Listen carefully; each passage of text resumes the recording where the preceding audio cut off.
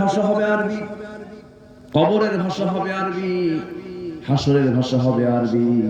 আরবিতেই সমস্ত কিছুর ভাইবা হবে। ভাইবার সামনে আছে না নাই? কিসের বিসিএস ভাইবা? সবার জীবনে ভাইবা আছে। সেই ভাইবার প্রশ্ন হবে আরবি দিয়া।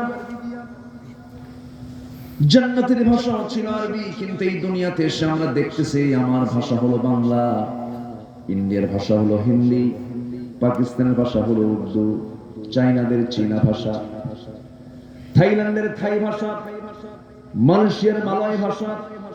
এইরকম করে গোটা দুনিয়া জুড়ে 4,500 ভাষা আছে। 4,500 ভাষার মালিক, 4,500 ভাষার মালিকটাকে আসতে বলবেন না কে? আমার দেশেও কি সবাই বাংলায় কথা বলে নাকি? চলে যান হালুয়া ঘাট, সেখানে কিছু গারো আছে না নাই? ওদের লোকাল কিছু ভাষা আছে না নাই? চলে যান আপনি চট্টগ্রাম, বান্দরবান, খাগড়াছড়ি, সেই জায়গায় লোকাল কিছু ভাষা আছে। এইরকম করে গোটা পৃথিবীতে আল্লাহ তাআলা হাজার হাজার ভাষা দিয়ে দিয়েছেন। কেন? এই জন্য দিয়েছেন, সিকিউরিটি নিশ্চিত করে দিয়েছেন। হালুয়া ঘাটের লোক এসে গাজীপুরে মাস্তানি করতে নিয়ে ভাষায় ঘর ধরা খেয়ে যাবে। তুই তো গাজীপুরের মামলা, তুই তো অন্য জায়গা থেকে আসছিস।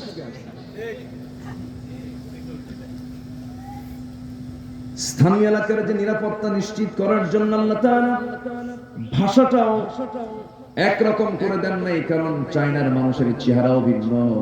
চায়না থেকে হঠাৎ করে একটা লোক চলে এলো বাগের বাজারে। কিসের বাজার? একটু ছোটখাটো বিষয় না তো, বাঘের বাজার বিশাল ব্যাপার। যে বাঘ দেখে মানুষ দৌড়ায়, আর সেটার বাজার নিয়ে বসে না আপনি, দেখি সেই কথা।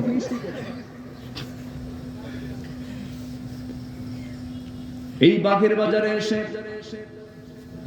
মালয়েশিয়ান কোন লোক এসে আপনার সামনে দাঁড়াবে, ধরা খেয়ে যাবে। কারণ তার কথা, তার চোখ, তার চেহারা, তার ভাষা সবকিছু বলে দেবে সেই এলাকার কোনো মানুষ না, দূর থেকে এসেছে। সিকিউরিটি নিশ্চিত করে দিয়েছেন কে? আসতে বলবেন না কে দিয়েছেন? আপনি সিলেট থেকে আসছেন, গাজীপুরে এসে আপনি একটা কথা বলবেন, ধরা পড়ে যাবেন। আপনি গাজীপুরের মানুষ না, আপনার সিলেটের মানুষ। কিতা খবর, ভালো নেই, ধরা পড়ে গেছে। আপনি চিটাগাং চলে গেছেন, গাজীপুরের মানুষ, চিটাগাংয়ের লোক আপনাকে ধরে ফেলবে। আপনি ঢাকার মানুষ, আপনি চিটাগাংয়ের মানুষ হতে পারেন না। ভাষাও ভিন্ন, কথাও ভিন্ন, চালচলনটাও ভিন্ন হয়, খাবার দাবার একটু ভিন্নতা চলে আসে। কেন? আল্লাহ তাআলা জানেন, এই জন্য দিয়েছেন যেন সিকিউরিটি নিশ্চিত হয়ে যায়।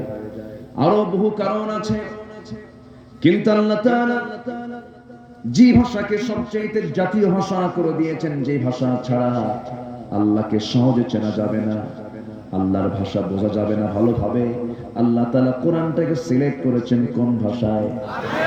আসতে বলবেন না কোন ভাষায়? এর মানে আমি বাংলাকে খাটো করলাম না।